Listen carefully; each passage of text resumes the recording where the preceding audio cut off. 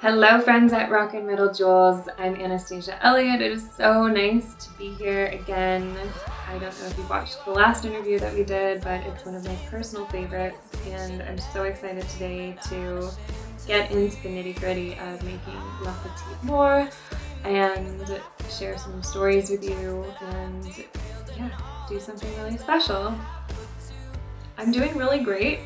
This has been a crazy season of life that I'm just trying to keep up with, but I have to say, even though it's been kind of demanding all of me, I'm still having the best time and I feel so creatively on fire. So I have to say I'm doing great. I'm about to head to play at a music festival this weekend in Saxbahaw, North Carolina. And yeah, things are going great. Happy that everyone's enjoying the album so much.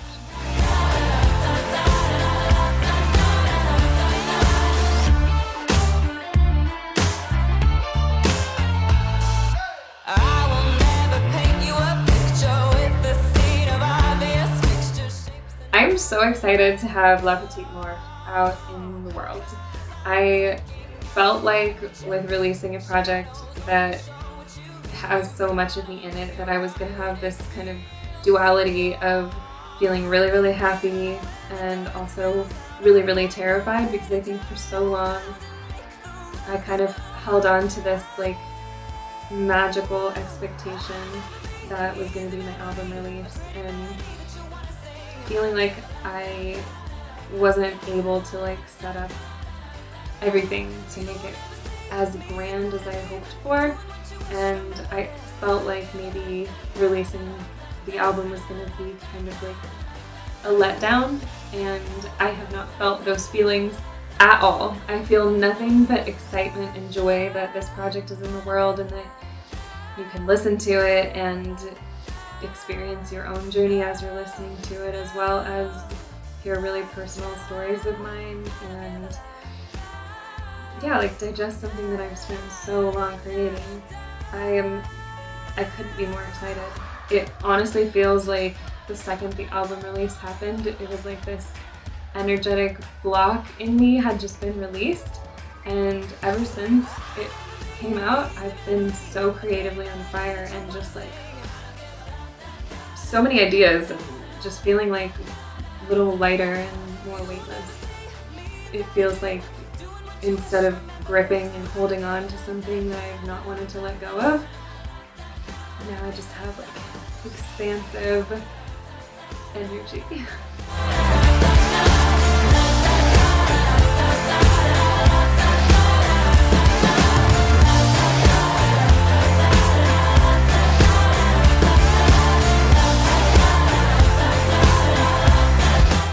In 2013, I was in a Southwest Airlines plane crash. It was pilot error, and it had come 3 months after I had finished writing my song Crash Landing. Crash Landing is one of the first tracks on the album, and it was the first thing that I created for this record. When I wrote Crash Landing, I wasn't really sure what I was writing about, because when I typically am writing music, I don't really always come in with topics. It's kind of more like flow state writing, where I'm just feeling what things sound like and what visuals they bring me and how they make me feel, and then I just write that. So I remember the day we wrote Crash Landing, I didn't really know why we wrote it. It was just kind of a weird song that we wrote, and then I was in the Crash Landing, and it was really wild because all the news footage and stuff that was surrounding the plane crash said Crash Landing. And so I always say that I manifested this experience, and the idea for the album kind of came a bit later, because I just kind of started writing music over the next couple of years that was about all of the different things I was going through, and that I just naturally was channeling from going through all these phases of trauma and healing, that when it was time to put together my record, the story was just kind of there. Like, the album honestly helped me make it as much as I made it, if that makes sense. Like, the songs kind of chose themselves of which ones were going to be on there, and I wrote 200 or so songs for this record, And I think when putting it together, that's when it became a true concept album. And yeah, it wasn't really something that I went in with, like, this is the plan, I'm gonna write a 13-song visual album that's going through all the phases of trauma healing and, you know, that's gonna explain the whole journey of my plane crash. It wasn't that planned. It was just kind of like I was creating as I went, and then the whole concept and story just made itself. 'Cause I'm afraid that this might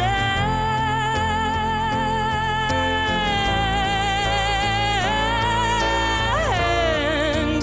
Tell me, have you ever felt this? I guess I never understood. Tell me, have you ever felt this? Good, am I just dreaming? So this project took me 13-ish years to create. The plane crash was 13 years ago, if my math is correct. Even before that, I had started writing a lot and developing the sound of this record. I mean, I started writing songs when I was 16, so yeah, it's about 13 years ago. And I was developing the sonic landscape for this. Some of these songs, like Masquerade and In the Dark and Bleach, actually were all produced another time before this album to be pop and dance. And they're so different than they are on the album. And so I guess I started working on this really even before the plane crash, because I was, you know, exploring the different parts of my artistry and deciding, like, you know, what do I sound like? And I initially was drawn to pop music and more dancey stuff, but then I was so tired of being compared to Lady Gaga because I played the piano and made like weird eccentric dance music, and I was like, I do not want that to be my whole career. And I wound up playing a show in 2012 in New York, and my producer at the time wouldn't send me any of the stems to my music, and so I hired a whole live band and sang them all their parts and taught them what they were going to do. And it was the first time I got to hear my songs completely live and with only live instruments, when before it was pretty much only programmed instruments. And once I heard that, it was like my brain just like broke open to the possibilities of what I could sound like. And I had a string quartet on stage with me and like all these things, and I was like, oh, this is it. This right here is my sound. And that shifted kind of the entire sonic landscape over to rock, and then I became such a stickler about anything programmed. So on this album there's nothing programmed, it's all analog and live, and that just became something really important to me. So yeah, this record has been 13 years of exploring myself and pushing the boundaries and, you know, finding different things that I liked and didn't like, both in sound and lyrics and visuals and personally what I wanted to be. Waves, they'll be crashing endlessly in your room. Pulses beating you and me under the moon. I could haunt your every dream and make you swoon like your favorite melody stuck in your head, in your heart, in your soul, in your arms, in your eyes, in your bones. I will run you down. It is a very long time. This album has taken really, really a lot longer than most do. The actual creation of it, though, I don't think was the long part. I think getting it out to the public has been the long part, because it just has been through so many heartbreaks and close calls. I was signed to the president of Warner Brothers Records, and we were like weeks away from dropping the first single, like in 2017, 2018, 2017, I don't know. a long time ago. And I lost my deal, and it was heartbreaking, and I didn't feel like I would ever recover from it.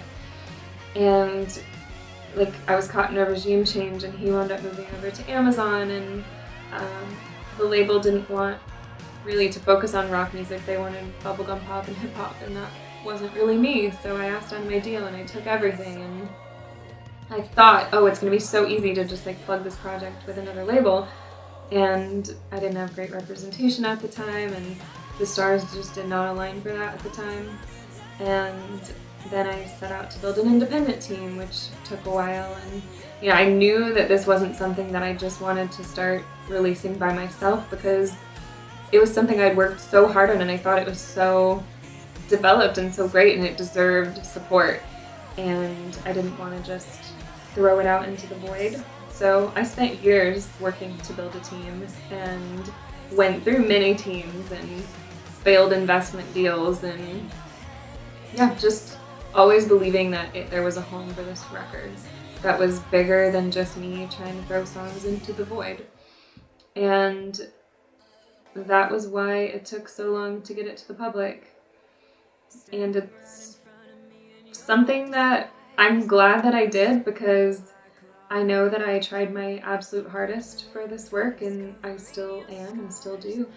And also that I learned over time that I could put it out myself, and just because I was putting it out myself didn't mean that it wasn't supported. So people like you support it, and amazing people everywhere support it. And now I'm realizing releasing it and getting it into the world has led me to more opportunities. And I think when you work so long on a project, you have this feeling of like, this is it. Like, this is what I've put everything into.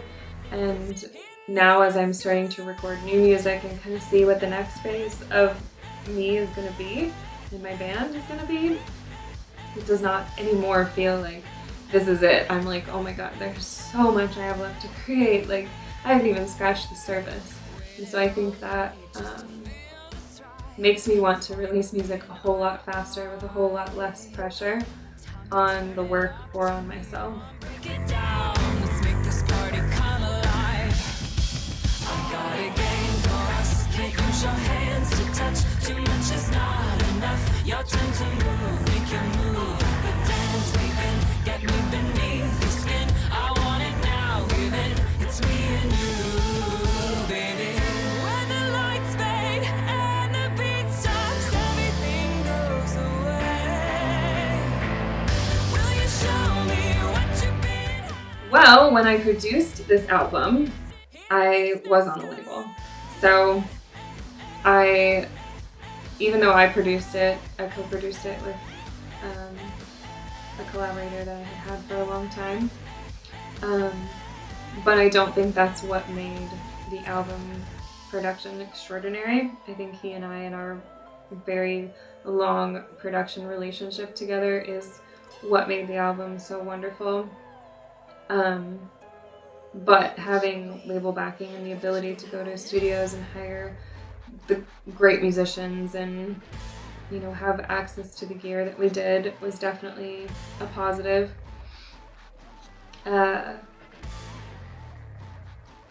The actual writing of this album happened before the label, so the writing, the vision for it, the production sound and like plan for it was pre-Warner Brothers, but the actual execution of the music I did when I was on the label, and then wound up taking with me.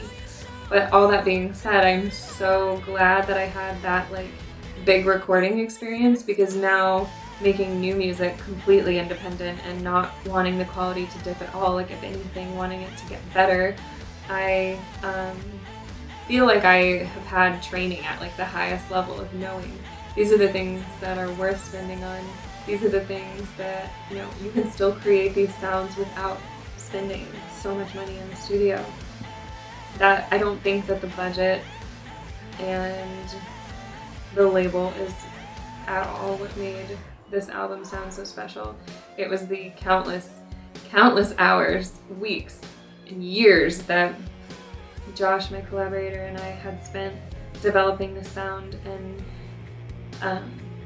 playing. I mean, we played for years to get to this project. So I think being on the label and having that support was just a way that everybody was able to at least make a little bit of money off of it and feel rewarded for all of the years of work that we had put into developing the sound.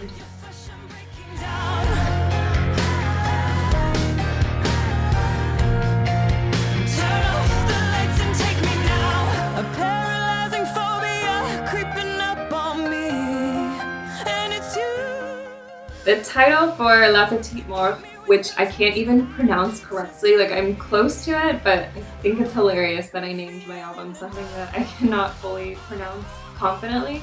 But this title actually came from the bridge lyric in Cigarettes and Gasoline, which Cigarettes and Gasoline was not originally on the album. It was not on the Warner Brothers version of the album. I wound up adding it after I left because I felt like the album wasn't complete without that song.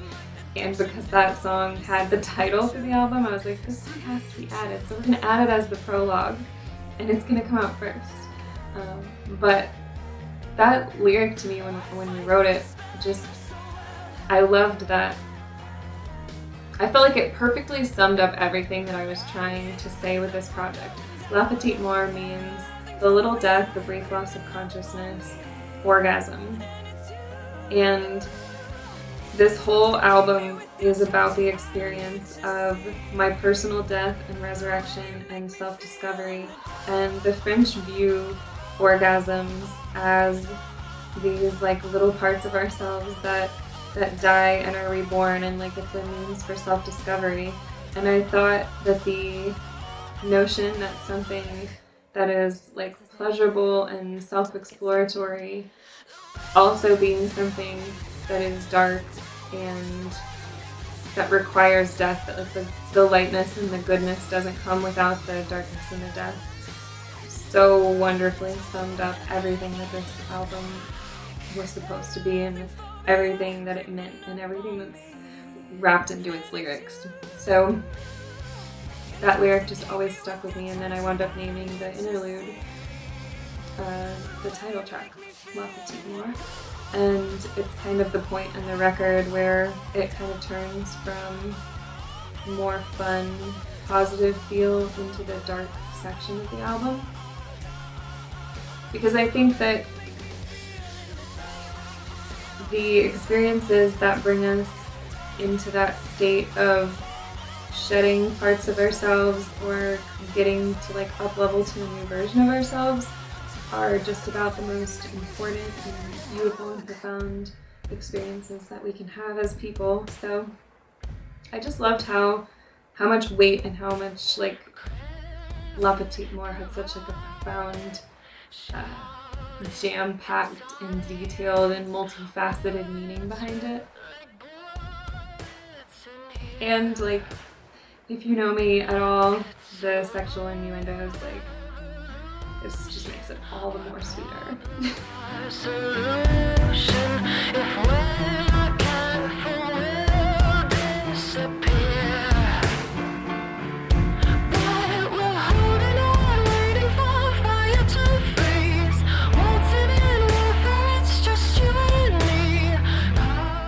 La Petite Mort is a concept album about my plane crash and the phases of trauma and healing that I went through afterwards. And this album, sonically, I think explores many different genres, and I think it has moments where it's in catchier pop and moments where it's rock, but like more stadium rock, and then moments where it's like darker rock, and moments where it's cinematic and even acoustic.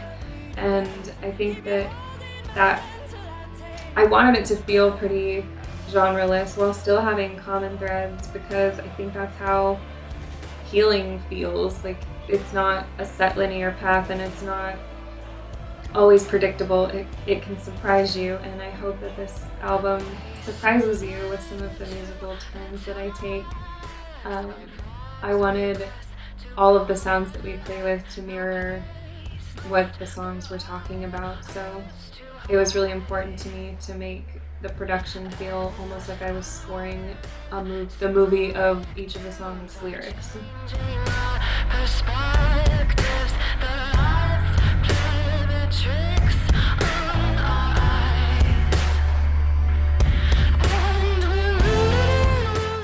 La Petite Mort is 13 tracks.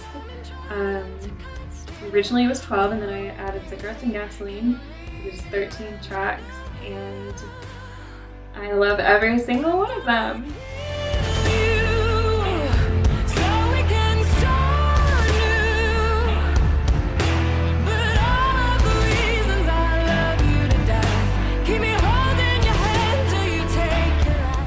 I love collaborating. I'm not really somebody that typically enjoys writing alone or doing much of anything alone. I just love the nature of collaborating and being able to like throw ideas off of people, and I guess to go with my sexual theme, I think that co-writing is a lot like sex. Like, it's just better when you're doing it with somebody else. I think when you can find the right co-writers that are good for you, when you can pair people with you that are strong where you're weak and vice versa, you can get really, really spectacular end products. And I think that writing with others, it helps to like bring more out of you, like things that maybe in writing alone you would lie to yourself about or kind of hide. I think when you're writing with others, sometimes, at least when I write with the right people, it really brings things out of me that I don't always even know are there. I think songwriting with the right people is kind of like a type of therapy, and this album is very much self-therapy for me. I actually wrote this album with a lot of country writers because when I was 16 I moved to Nashville, Nashville, New York, and LA. I felt like I connected the best with Nashville songwriters because I was really strong with melody and music, and they were really strong with storytelling and words, and I loved how much care that the country songwriters took in making the lyrics as like detailed and story driven as possible. And so I wrote these songs with a lot of really awesome collaborators that brought me to new places in myself all the time, and were a really important part of my healing journey. There is one song on the album, Crimson and Violet, that I wrote 100% of, and I don't really know what happened that day, but it was just a very special stream of conscious flow, and because of that, it's one of my favorite songs on the album. Back around, ooh. Goodbye, love. It was nice to know you while we had the chance, and I love the way you look with blood on your back. La Petite Mort was recorded in Nashville at Blackbird Studios. Well, we started at Welcome to 1979, and we wound up recording Masquerade, In the Dark, and I think it was parts of If and When at Welcome to 1979, and then the studio was just kind of not up to my engineer's standards of what he wanted, and it was making him really mad, so we wound up moving over to Blackbird. And we did the next 14 days there.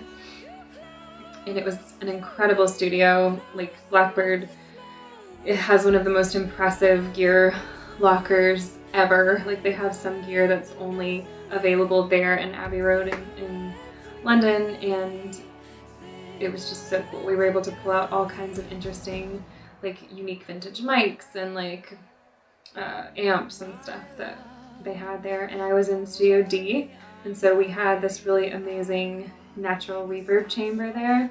So we wound up miking and putting a lot of things in the reverb chamber. So we had like a really beautiful tracking room and lounge, and then 2 big live rooms. And I think we wound up recording the piano for Lion's Den in Studio A on the Grand. Yeah, it was a very cool dream recording experience. What we could have been, no, you and me were lost online in the magazine. I'll pull you close to me. The team that made this album is kind of the dream team.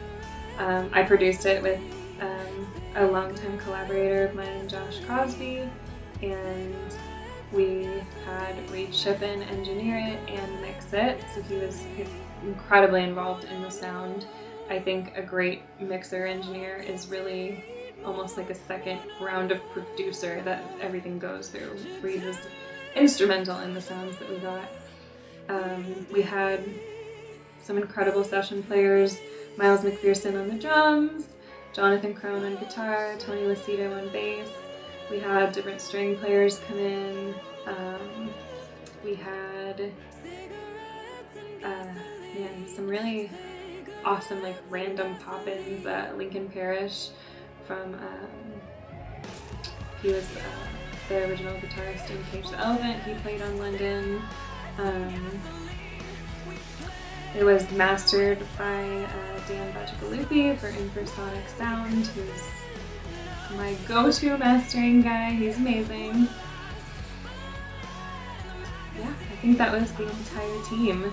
We all really worked together to get all the sounds on this record, and when I have any sort of creative thing that I'm kind of spearheading, whether it's a video shoot or recording in the studio, I really like to create the kind of environment where anyone can contribute anything if they hear it or see it, and sometimes like the assistant that's like kind of acting like the wallflower on the job can have like an idea that totally elevates a track or like a visual. So everybody that was around us very much contributed to making this album what it is. 9 lives to rise up from the ashes, to come back from the dead.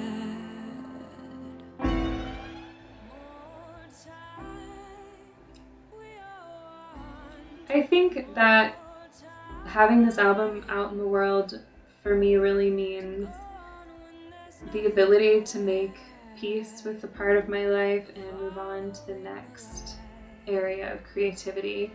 It feels like I'm able to share this gift that I poured so much of myself into, to now like it doesn't belong to me anymore, it belongs to everybody, and it feels really special that I can share it with everybody now and hear how it's affecting and impacting people. It's definitely been, I think, the most special part of this entire process. I just feel really relieved that the response has been so great and that people seem to really be attaching to it, and I don't know, it's honestly the best case scenario, and just really happy to be able to creatively move on to new things. I'm screaming out loud, the lights are flashing fires, burning. I saw the signs, but I missed the warning. The smoke is choking us, it's thicker than I thought it was. What thought we said about more time?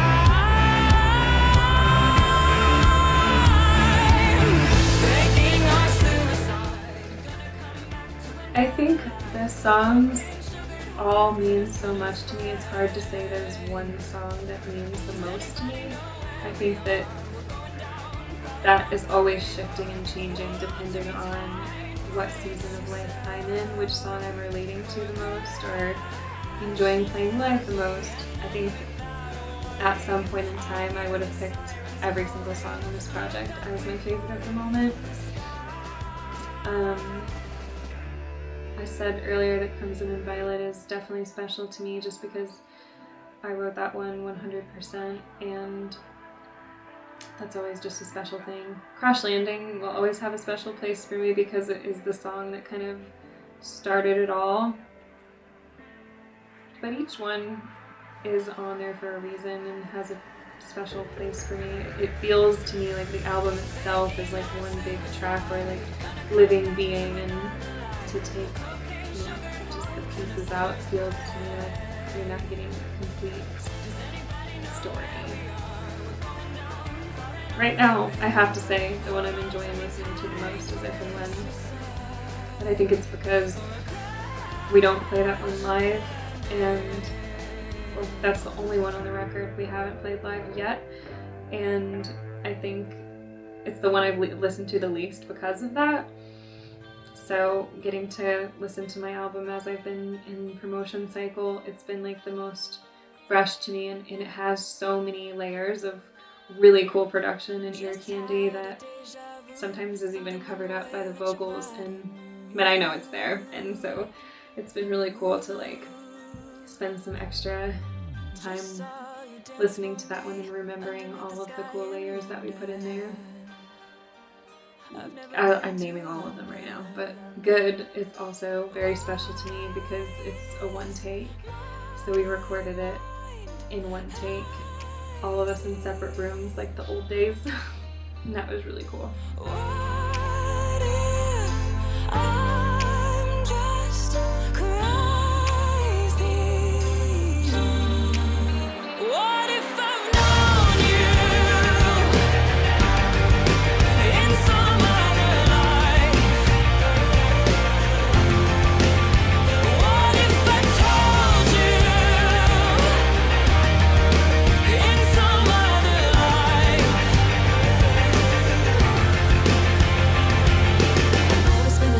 Always been in love with you. Always been in love, always been in love with you. Always been in love, I'll always be in love with you. We were kings and queens in another time, and you promised me you'd find me. Please say I don't really feel like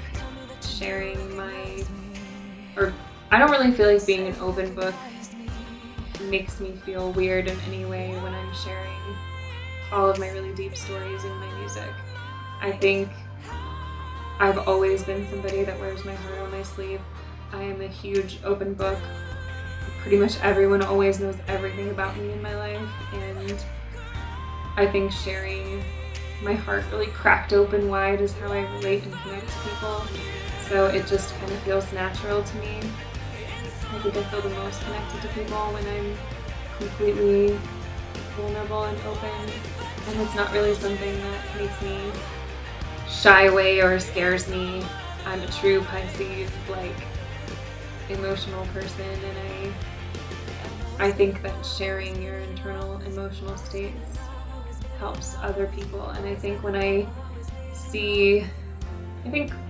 when you write songs from a personal place, even though you're writing about personal experience and from like very deep personal places, you're not really writing for the purpose of like being selfish and like sharing yourself too much all the time. I think it's more so giving people something that they can relate to and grab onto. And when you see the feedback from people as you're starting to release music about how a song really helped them, or like how someone felt really understood for the first time by listening to your lyrics, it definitely for me takes away any of that like fear about sharing my own stories, because I don't think people really listen to music and think too much about the artist's stories all the time, if that makes sense. Like they're listening to it and thinking about, God, I've been doing an experience like that. I relate to that, or I understand that lyric, and that lyric really hits me because of this. And the act of making music and sharing music is not, it's a very selfless act. It's not a selfish act. So I think that I feel really great about sharing myself like an open book. I think it's actually a critical part of being a great artist. Knives hide from my eyes. You think that you're cutting me. You will never see me bleed. Bounce off my back, hot on my tracks. You make me your enemy. Keep me close, don't say. Absolutely I do. I will be making a music video for every song on Petite Mort. I was hoping to have them all done by now, but if you've seen my videos, you can understand how much of a feat they are when we DIY everything ourselves, so they can take a long time produce, and art direct, and finish. I guess I'm in the editing process for Lion's Den, In the Dark, and They Love You right now, and those should be done hopefully very soon. And we are in pre-production for the last 5, so my house out there is full of costumes and props and lists of things that still need to be done, and special things that I've been acquiring for these videos, so there will be music videos for everyone, even if it kills me. I know that it's a very ambitious thing to do, but the vision and the release wouldn't be complete without seeing it through, so I'm just trying to take it one step at a time, but they're gonna be so cool.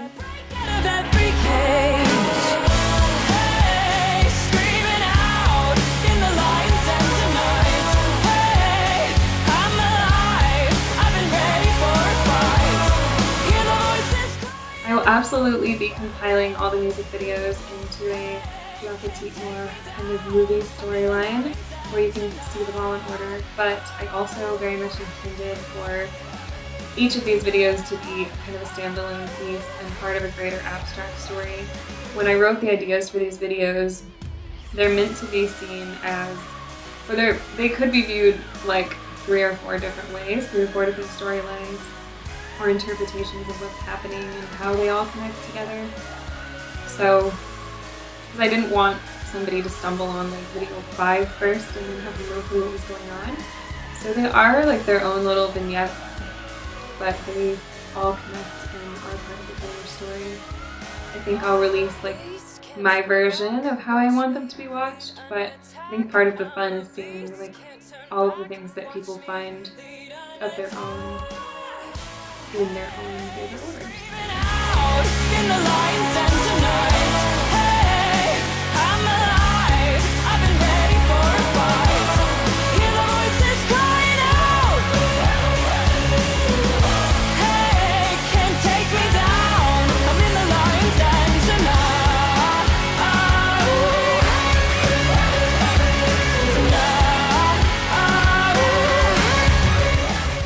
I definitely hope to make finals of this album. I would love, love, love to press this on vinyl. I think it would be a really cool vinyl experience because it is supposed to be listened to as an experience. And I have really neat ideas for what would be in the vinyl and special things about the vinyl that I want to do, but right now it's just been a cost thing that it's really expensive to print vinyls, and with trying to finish the videos and promote the album, it just hasn't really been, unfortunately, at the top of the priority list. But someday, even if it's not immediate, I will absolutely press this on vinyl. I think cassettes could be fun. Actually, my drummer Brandon and I were talking about the idea of making cassettes for this, so that is something I'm looking into. And maybe CDs, definitely, if you'd be interested in something like that, let me know. When you bleed, you know I hurt. I wanna believe the truth, but it's so hard with you. Clearly, after the release of this album, my life will get incredibly busy. No. After La Petite Mort came out, now my focus is 100% on finishing all the music videos. So it's making costumes, building sets, writing storyboards, building my little teams, and figuring out how I'm going to execute all of them. And also editing the 3 I've already shot. So I've been in video mode and trying really hard to still show up and make enough social media content. Woo! It's a lot. But in addition to that, we're also recording new music, which is so much fun. We have 7 songs that we are tracking right now. We're almost completely finished with the first one, which I'm obsessed with.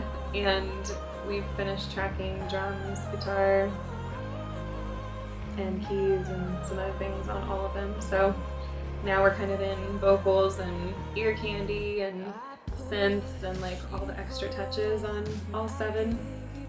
and our goal is to have all of them done by the end of this year.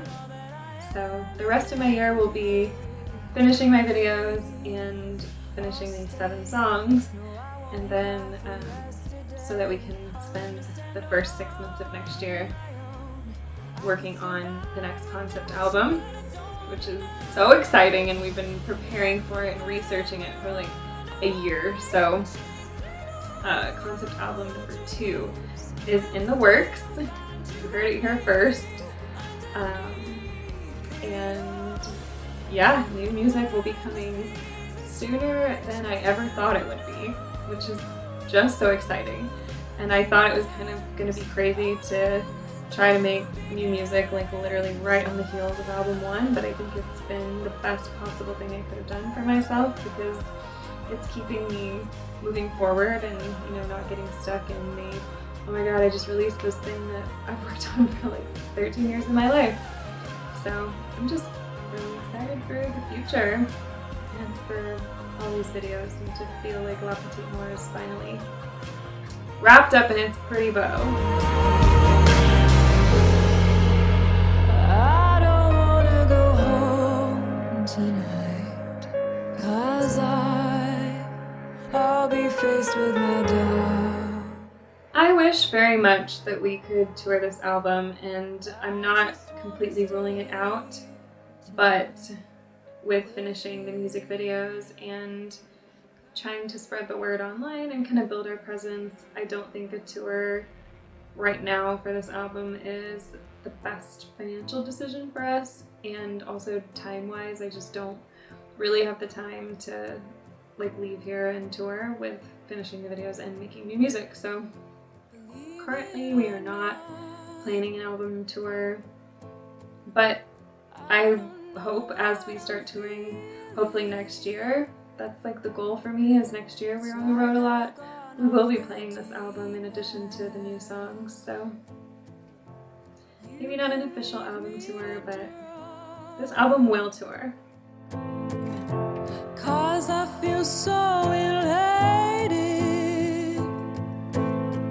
like I've been reincarnated into a... Thank you so much for interviewing me again. I really hope that you enjoyed my answers and that I gave you a great interview. I'm always so happy to have these conversations, even if you're on my paper. If you haven't yet, please listen to La Petite Mort. It's a really special journey experience that I've put together for you, and there's, you know, something really special about getting to digest an album from start to finish the way an artist intended, and I definitely ask you to do that for me and listen to it from top to bottom and really get fully out of it what I intended. Definitely keep an eye out for all the music videos that are going to be coming out. I forgot to mention too, there's going to be a deluxe version of the album that will come out as soon as I have time to edit all the things that are going to be secret inside of it, but it's going to be very cool, and that will be available on Vault. We just released a live album on Vault that you can get, that's live videos and songs from a show that we just played that we recorded and mixed, and it's really fun. And in there too is an interview that I did about the process of making it. If you're not already, definitely join my Facebook group, the Purple Cult. It's a wonderful community of creative people, and we just support each other and, you know, create a nice little community, and they get to know things first and get a little bit of a deeper insight into what's going on. Definitely follow me on socials, Anastasia Elliot on Instagram and TikTok and Facebook and Twitter and YouTube. Definitely go to YouTube because that's where all the music videos will be. I think that is all for me. Thank you so much.